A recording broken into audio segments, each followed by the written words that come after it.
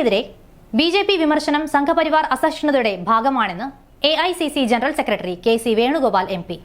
The accidental prime minister, emergency പോലുള്ള സിനിമകൾ കോൺഗ്രസിനെ വിമർശിക്കുന്നവയായിരുന്നു. ബി.ജെ.പി. അതിനെയെല്ലാം സ്വാഗതം ചെയ്തിരുന്നു. സിനിമയുടെ ഉള്ളടക്കത്തെക്കുറിച്ച് അഭിപ്രായം പറയാനില്ല. എക്കാലവും വർത്തമാനകാല രാഷ്ട്രീയം സിനിമകൾ ചർച്ച ചെയ്യാറുണ്ട്. അത് ചിലർക്ക് എതിരും അനുകൂലവുമാകും. ആവിഷ്കാര സ്വാതന്ത്ര്യത്തിന്റെ ഭാഗമാണതെല്ലാം. തങ്ങൾ വിമർശിക്കപ്പെടുമ്പോൾ മാത്രം അസഹിഷ്ണുത കാണിക്കുന്നത് ശരിയാണോ എന്ന് ബി.ജെ.പി. ആലോചിക്കണം. എമ്പുരാനെ കുറിച്ചുള്ള നിലപാട് പറയാതെ നടനും കേന്ദ്രമന്ത്രിയുമായ സുരേഷ് ഗോപി.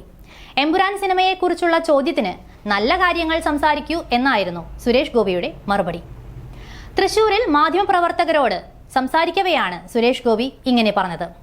അതേസമയം എമ്പുരാൻ വിവാദത്തിൽ പൃഥ്വിരാജിനെ ലക്ഷ്യമിട്ട് ആർ.എസ്.എസും യുവമോർച്ചയും രംഗത്തെത്തി. ഹിന്ദുത്വ വിരുദ്ധ അജണ്ടയാണ് എമ്പുരാനിൽ ഉള്ളതെന്നും പൃഥ്വിരാജിന്റെ രാഷ്ട്രീയ അജണ്ടയാണ് നടപ്പിലാക്കിയതെന്നും ആർ.എസ്.എസ്. മുഖപത്രമായ ഓർഗനൈസർ കുറ്റപ്പെടുത്തി. പൃഥ്വിരാജിന്റെ വിദേശ ബന്ധങ്ങൾ അന്വേഷിക്കണമെന്ന് യുവമോർച്ച ജനറൽ സെക്രട്ടറി കെ ഗണേഷും ആവശ്യപ്പെട്ടു.